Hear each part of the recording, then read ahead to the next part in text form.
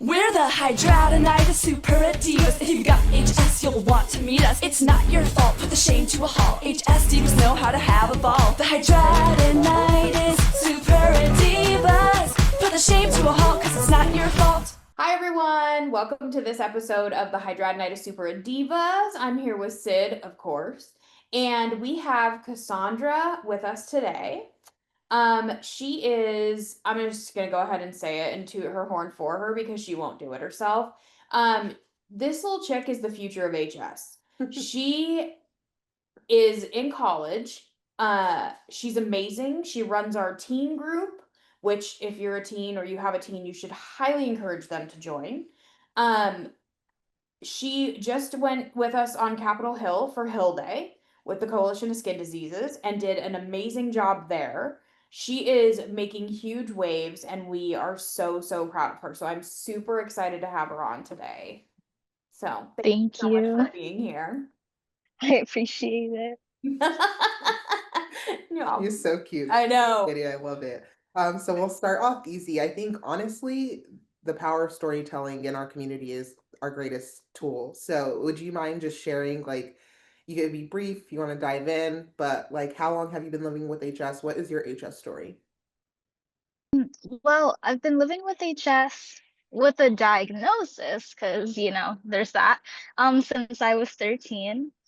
Before then, I'm guessing I had it since I was around 11 or 12, but initially, so I was in the foster care system for a lot of my growing up, and eventually, when I was in one home, I started to notice this lump forming on my groin, and it was growing and becoming very painful and itchy, and I was starting to get scared that I might have an STD.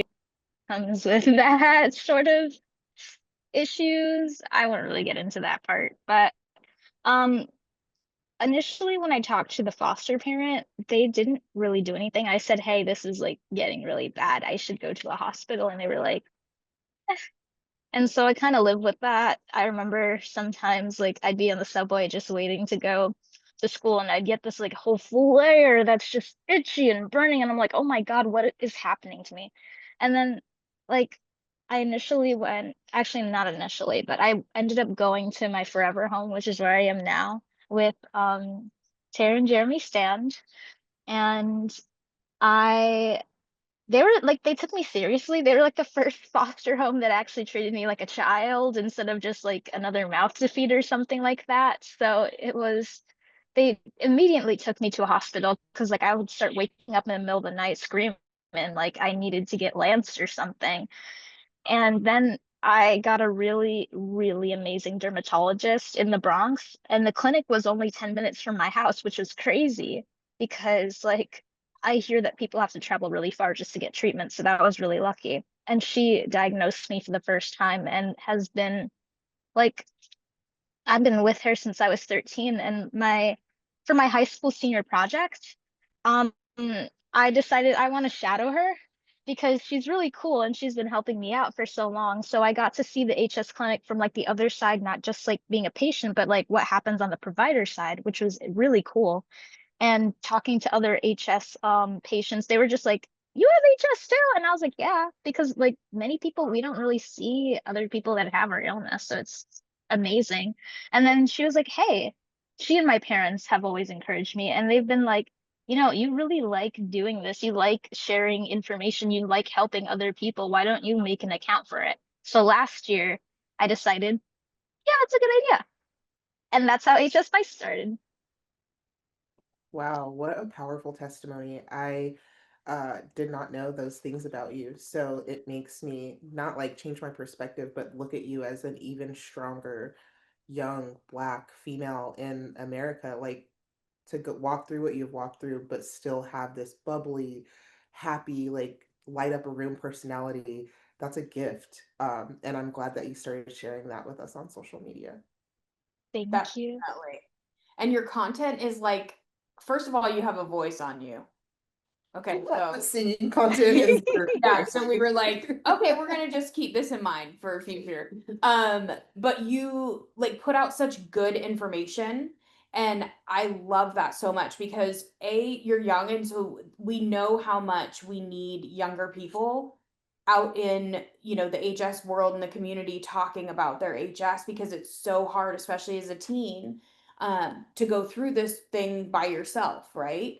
And that's one of the things I love so much about this teen group that has been created, is that you all feel so comfortable in there to talk about your own journeys. And I remember the very first one, there was like, they were already sharing information about like dorm rooms, and oh well, you can ask for an accommodation for a room with a bathroom, a private bathroom, because of your HS. And I was just like, this is the stuff that like you don't know unless you've had these experiences, that's so valuable to share with other people.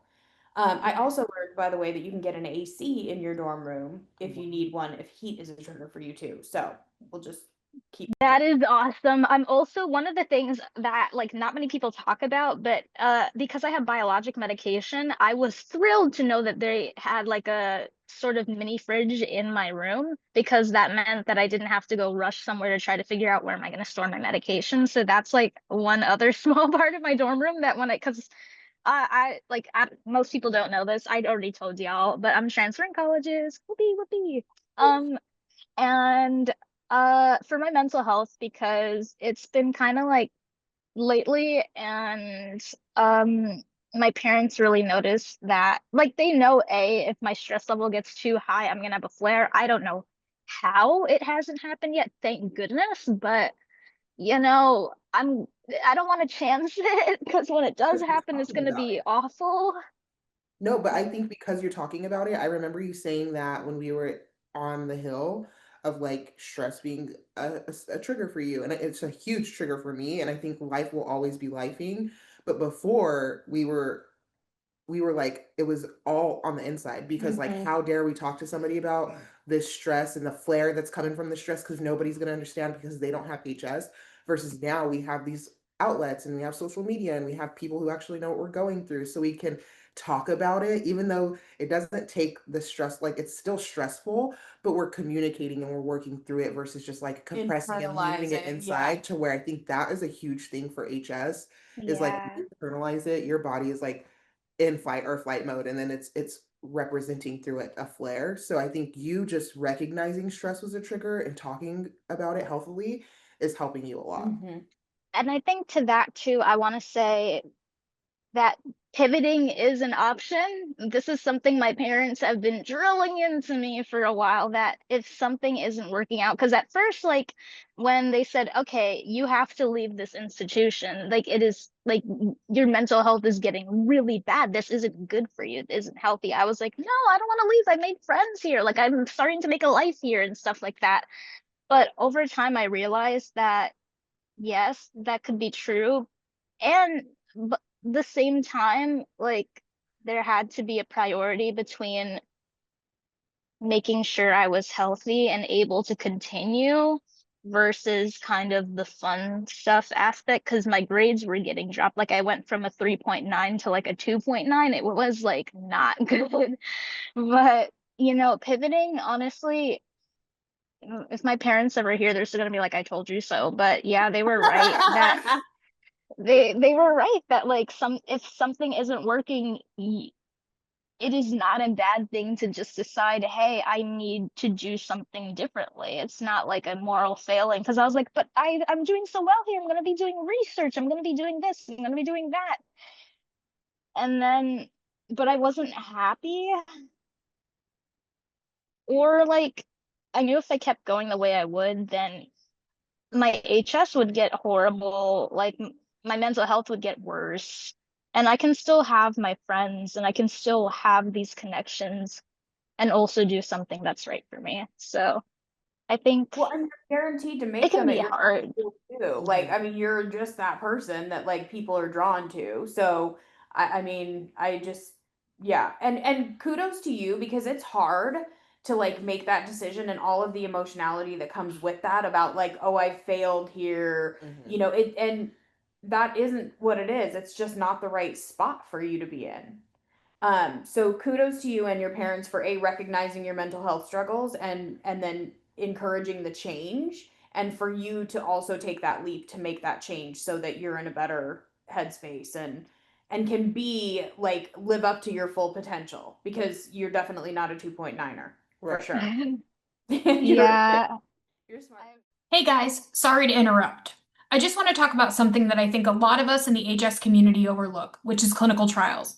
I know. When you hear clinical trial, your brain probably goes to a lab coat and a clipboard situation. But honestly, it's not like that. Being in a clinical trial is just going to the doctor's office. You're seen by a care team, you have appointments, they're checking in on you. It genuinely feels like some of the best, most attentive medical care you will ever get. And here's what a lot of people don't realize. It's completely covered.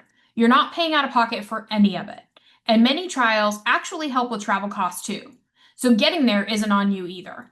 For those of us who've dealt with HS and know how expensive and exhausting this condition can be, that's actually a huge deal.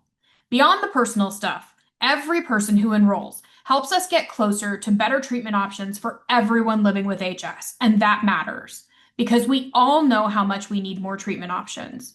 A big thank you to Moon Lake for sponsoring today's episode and for supporting the HS community in a real and meaningful way. We'll drop a link in the show notes if you want to learn more. All right, now back to it. I get it. Like, because when you're a kid, it's hard too, because you feel like you don't really have a lot of agency over yourself too, because you have to go to school, you have to listen to your parents or your guardian or whoever takes care of you.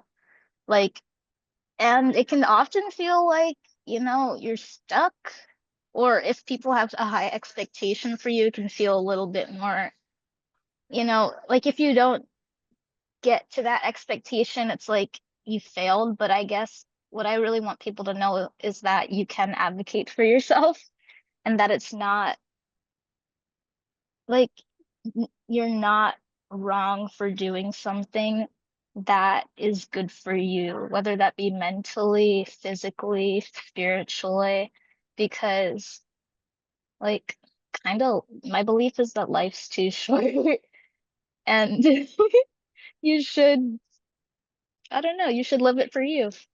Mm-hmm. Yeah, Yeah. absolutely. How do you feel like the teen group, like how has that impacted you personally?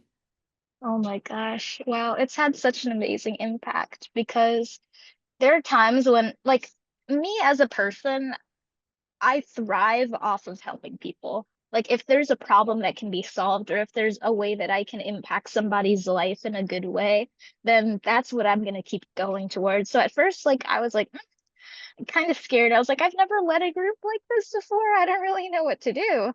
But after hearing the testimonials and like talking to like all the other teens in the group, it really like something in my soul like felt complete. I remember at the first meeting we were all sobbing our eyes out because we had never really talked to anybody else our age that had it, and kind of just feeling grateful to have the opportunity to do that because it was so emotional. And we all had different stories of like how we got treatment when we were diagnosed, how much support we had. And that was kind of, it was just, it was cathartic to hear that there were other people going through the same things. It reminds me of the kitchen table. Yes. Like what a mission it has turned out to be from like a moment we had at a kitchen table to Yeah. now like you're making that happen in the marginalized community of our marginalized Yeah. community. Yes. I love that so much that you feel that, and like that's such passion work, and it's going to continue to just grow and grow and grow the more people like you realize that you're helping. And it's such a powerful thing because when we do this at work, like we're not only helping others, but because we are a patient too, like we're helping ourselves. So it just feels it's just so good. I love it. Yeah. And I wish, like, it's so funny because I wish I could invite all kinds of people to see this teen group because I love it so, so very much. And for them to like see how healing it is for adults to say, like, wow, I wish that this existed For us. when we were this age to help, like, work through some of these things with peers, Mhm. not just other adults, or adults telling us what we need to do or whatever, but like to hear those things from your peers, your same age group, your everything. So Yeah. I find it so fulfilling, and I get that same soul sense that you're talking about just every time I get the opportunity to attend. I just love it. And like when I'm on, my camera's off, I'm like nodding still. Hannah's like, you're still nodding, even though your camera's off. Like active listening doesn't go away. Yeah. But it's just so great to see you guys having those kinds of interactions. It's absolutely amazing, and I love it so much. And you're the perfect leader, even though, listen, when you said, well, I've never done this before, and I was like thinking, well, me neither. So this is just how we roll. But look at like how much you've grown through this already. And like everybody in that group respects you, and it's just such a Yeah, awesome place. So it really is nice. I have a question for you. What tools or resources like can we like help, or what tools and resources do you think teens with HS right now are looking for? Oh, yeah. So I think the biggest one is feeling normal, because so many times when you're at school or like in a place, like when you're young, actually, like the way your brain's working, you want to find your group, you want to find your tribe. But at the same time, you're like, oh, nobody else is like me, nobody's going through this. And it can feel even more isolating when all these things are changing in your head. So I think kind of the same things, like when you guys said, I wish I had this community when I was younger. I think having that community, having resources just dedicated to teens saying, hey, we understand that you're like a group that experiences this, like kind of that acknowledgement is already a great step forward. That's why I really love the teen group. And also, like, how do you feel normal with HS? Like, how another thing that I haven't really touched on in the teen group yet, because like I don't really know for myself, is navigating relationships with HS, because I know that's going to be something a lot of us have on our minds, because that's teenagers, that's anybody really. And I don't really know how to gauge that subject, so I think kind of for young people, maybe like taking on a sort of, it's hard because you don't want your parents telling you what to do, but you also really like the guidance of parents. There's just like being a teen is, you guys know, a bucket of Oh, you guys, this contradictions. language is very complicated. Yeah. I'm taking care of my teenage brother right now, and let me tell you, I'm like so confused every single day. So I can only imagine, like, I'm like, do you want advice as a sister, or you want advice as a friend? And he's like, well, give me both options. I'm like, oh my God. And then I'll pick out of those. Yeah. Oh. Yeah, And social media, like, I'm so proud of you for what you do because you show up in the space like for them there, but it is so crippling for your guys' generation. I mean, you guys have grown up with cell phones, you've grown up with social media, comparing yourself, all of the societal pressures to do these crazy things to your body. But also, like living with HS, at least for me, when I was a teen, I automatically was like, well, even still to this day, like there's BBL culture, all of this plastic, and I'm like, well, that can never be me. Like, I got HS, I already got problems. If I'm gonna have surgery, it's not for a BBL, it's for a de-roofing or a white excision. Like, we yeah, don't have time and money to waste. But I know for you guys, like, I just feel like it's such a different era that you've grown up in, and it has stigmatized your brains in a sense to like to think that you're not normal because of what you deal with. And so like I think it's something we will all have to learn together on how to continually make sure that you guys feel included in any space. But also it's such a fine line because like living with HS, we want to be normal, but we're not normal. We can't change that. So it's like it is just finding your groove and finding your community. But it's like, how do we do that to all the schools and to all the high schools and make sure that there's something out there for them? So yeah. And absolutely, you know what? I think also that's why I really love the work that HS Connect does, because like we're getting this info out there. I think getting it into the doctor's offices so that like there's not, because I know when you guys were growing up, there was so much like, we don't really know what you have. I'm sorry, you need to wash more, you need to do this, you need to do that. And then like that not knowing drives someone insane.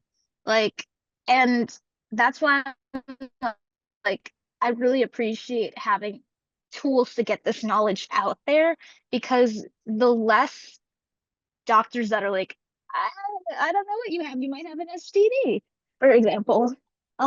Is gonna save so many people. And I, I'm just glad that we have the resources now to at least diagnose more people when we're younger.